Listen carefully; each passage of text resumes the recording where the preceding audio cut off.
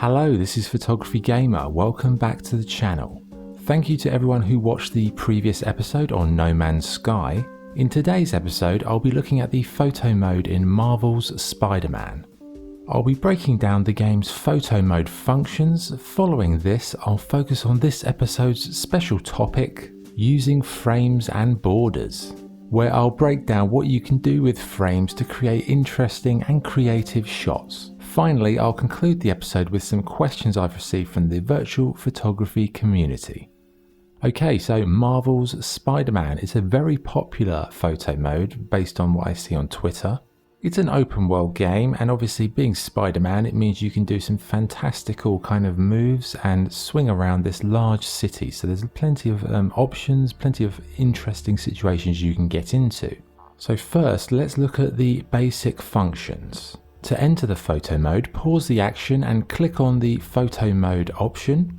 If you use the L and R sticks, that will move the camera around the subject. The L2 and R2 buttons are craning, which basically craning is moving the camera up or moving the camera down as if it was on a crane. When you move it up or down, it changes perspective, which changes the feel of the image. So depending on whether you want to have an aerial shot or a ground level shot, you can use craning to that effect. The square button enters sticker mode. Now you can put 10 layers, so that's 10 individual stickers on there. If you use the L1 and R1 button, that will go through the sticker options, and you can resize and rotate these, but I'll go into those later. If you press the touchpad, that will reset the image. Triangle will hide the UI when you're ready to take the shot, and circle closes the photo mode. Okay, that's the basic functions. Now we have 5 separate tabs with different features in each. So tab 1 is camera. So the first option here is camera type. So we have free, orbit and selfie. Selfie kind of speaks for itself. If you don't know what a selfie is, then I don't know if I can help you. Free is what it is, it allows you to move the camera freely without any restrictions. Orbit kind of anchors the camera to Spider-Man, so when you move the joysticks it will rotate around Spider-Man rather than freely allow you to move it. Then we have hero visibility, which is if you want to take a picture of the city or the action without Spider-Man, you can turn him on or off. And finally we have tilt, which is a way of rotating the framing. So tilting is good if you want to create a sense of movement, atmosphere, or if you just want a different or weird perspective on things. And being a Spider-Man game, you will probably want to use the tilting option quite a lot because he's very mobile and he can fly around at all different angles. So tilting is a useful tool to use here. Tab 2 is lens. First we have field of view. So this really is a way of zooming in and zooming out without using the joysticks. So I use this to make small adjustments to framing. So I usually use the joysticks to frame it, and then I go into field of view if I want to go into a closer zoom or a wider shot. As you go wider, things will start to look a bit distorted because obviously it will be unnaturally wide. You might start to see a fisheye effect, which is like a curvature on the image. Then we have focus distance, so that dictates where the focus is going to originate. So at what point in the image, how far in terms of distance, is where the focus origin will be. And then you use aperture, which is the next slider. Aperture dictates how much of the image is going to be in focus and out of focus. So you've chosen your point of origin. Then with aperture, if you can go for a low amount of focus or a high amount of blur. So if you move it down, it will be more focus. If you move it up, it will be more blur. They don't use f-stops in this, they just use a slider. So that's how it works. Low for focus, high for blur. Finally on lens we have exposure. Exposure raises the brightness of everything in the image, and it can blow the image out in terms of making it look a bit overexposed, but it's a good tool to have to sort of balance out the lighting effects. Okay, tab 3 is filters and frames.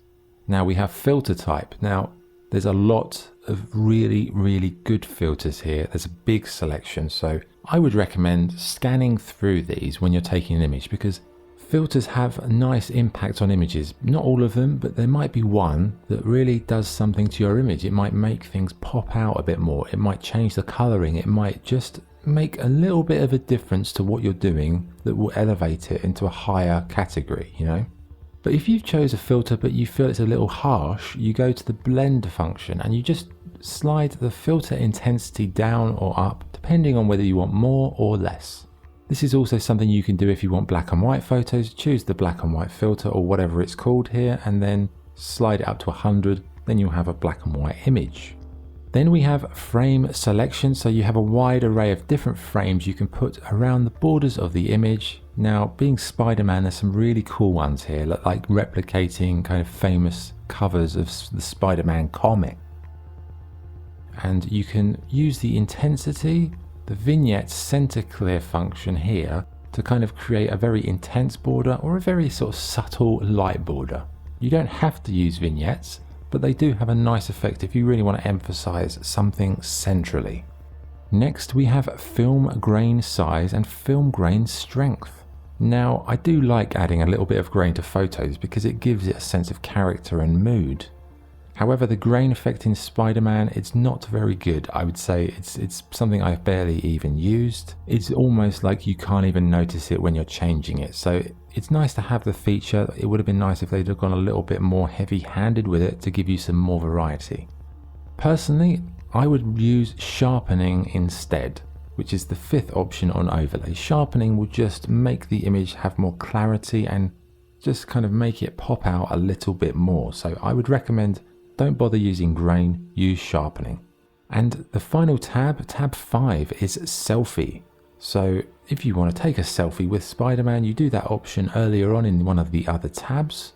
First we have emote, which gives you a different facial expression. Admittedly, you're wearing a mask, so the limitations of a facial expression in a mask are quite high, but you can alter the eye intensity, you can alter the selfie light. The selfie light's good if it's something where you just want to bring a little bit of source light onto Spider-Man, because you might do an image and it might be a bit dark, or you might just want to emphasize Spider-Man over everybody else. So it's like a flashlight really, but with the light intensity you can alter that so that it's not so harsh. You can just get a nice balance so it just makes the image stand out a bit more.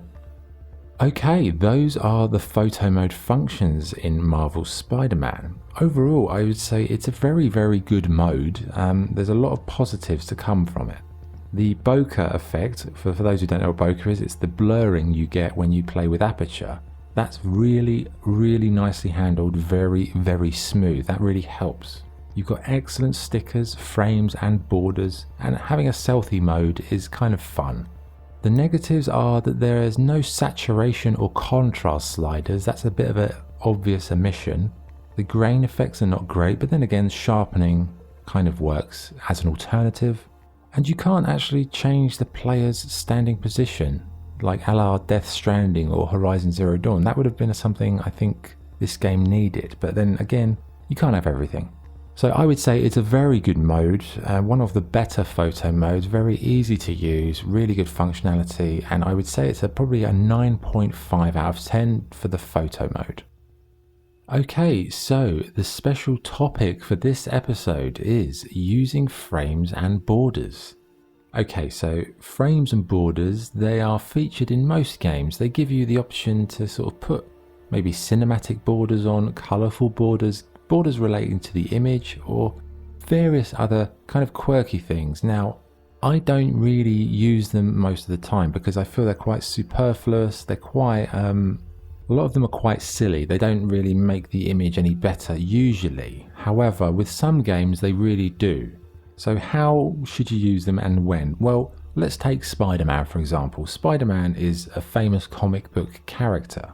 And in the borders and frames in this game, you have sort of a mock-up of a Spider-Man comic, and you have various other ones that look like comic book situations. So in that regard, they can kind of almost guide the photos you're taking. So you can even look through the borders and frames first, see what you've got, and then actually go out there and try and take a picture that would fit with that frame. Really, when to use a frame and a border should accentuate the image, or it should complement it. If it's just you're putting a border on something without really looking at the image in the first instance, then it's not going to be as good. So a photo and a border, it's like two pieces of a puzzle. You want to connect them too. You want them to feel connected rather than you force them together. So I've been showing a few examples of that on the screen. Being Spider-Man, he's got lots of cool costumes, and you've got the comic covers. So if you're doing a comic cover and it's like a sort of a portrait orientation, that's something you need to think about when you're composing the photograph. But frames and borders are really cool things to use because they just make the image a little bit more fun. Like if you're bored of taking serious kind of beautiful photographs or action or whatever, the borders, the frames, and also the stickers in Spider-Man, they just add an element of fun to it, so you can kind of just play around and enjoy it without feeling like, oh, I've got to take an amazing picture. You can still take absolutely amazing pictures using the borders and frames, using the stickers. It's just knowing when to use them, and it's also like the tone. If you've got a border that's kind of comical, it's got some kind of humorous effect, think about what kind of picture you're going to put in that. Something that looks silly, like something that has a bit of fun to it. So borders and frames, they're definitely something worth considering, but I wouldn't use them all the time. Just use them when they're appropriate. Like anything in photography, it's about accentuating the image. If you can accentuate the image using a border, using a frame, using stickers, then you absolutely should. If using those things is actually going to make the image worse, then maybe you should avoid it on that shot. But it's something you need to play around with, trial and error. Spider-Man is one of the better games for the borders, frames, and the stickers. It's so much fun. You can do all kinds of silliness, and I would definitely recommend using them. Okay, nearly done. So we just have 3 questions from the community. So, question 1, do you have any basic advice to add variety to my photos? Well, I would say if it's an open world game, go around different locations at different times of the day, because you're going to get different light, different activities, different things happening. Other good features I would say is change your outfit, change your hair color, change the way your character looks, because if you take a picture of the same character over and over again, it can get a bit dull. So try and mix up the locations, mix up the time of day, and mix up your outfits and loadout. Next question, how and when should I use shadows in my images?